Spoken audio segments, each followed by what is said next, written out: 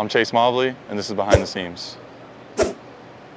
Basically, as a pitcher, if we have a weak lead leg and it tends to bend as we're going to land in our front foot strike, if it has any sort of bend when we go to throw and we don't lock early, it's almost like just javelin. Like you gotta propel yourself to throw that javelin. So whenever I go to land, I'm working on, as soon as that front foot hits the ground, I wanna really feel myself, boom. I wanna feel myself lock, my leg lock. If any time my leg gets here and it locks late, I will lose a lot of energy. But when my velo skyrockets up, it's more, as soon as I land, it's block. There's no time to waste whenever the leg and the foot lands. You have to block immediately when we're going to throw. That's how we get more velo, and that's how we get more consistency getting over and in the strike zone. But when I really see the velo drop like 93, I know immediately I'm not blocking in time. But when I'm 95, 96, I'm here, and as soon as I'm landing here, it's boom. And I get straight over, it allows me to get over, it allows me to get on top.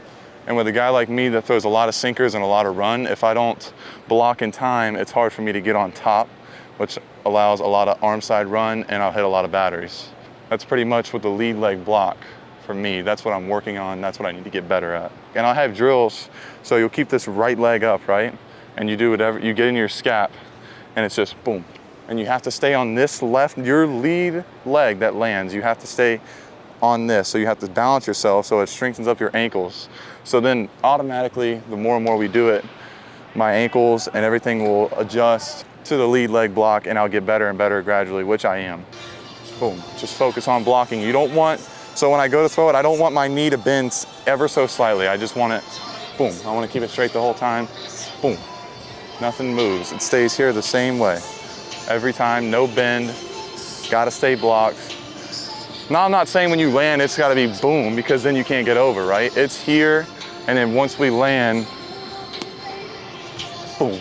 So naturally your leg's gonna bend a little bit, but when it gets here, anything over your foot, that's too much bend and you're not blocking in time. So that's how you create the energy and the force through the ground. With this leg right here will do a lot of things.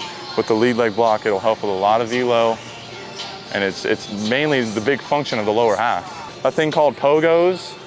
So you'll sit here with straight, two hands on your hips, boom, boom, boom, boom, boom, boom, boom. And what that does is strengthen up this part of your ankle right here.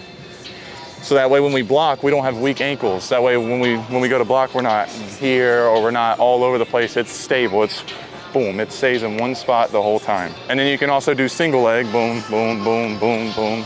And it's key to strengthen up the right one too, because whenever we're pushing off with the back leg, and balance is key, right? So whenever we're pushing off with the back leg, we gotta have a strong ankle to force energy from the ground up, which allows the upper half to get going. So I think strengthening up your ankles and lead leg block, biggest key, because the ankles generate from the ground up.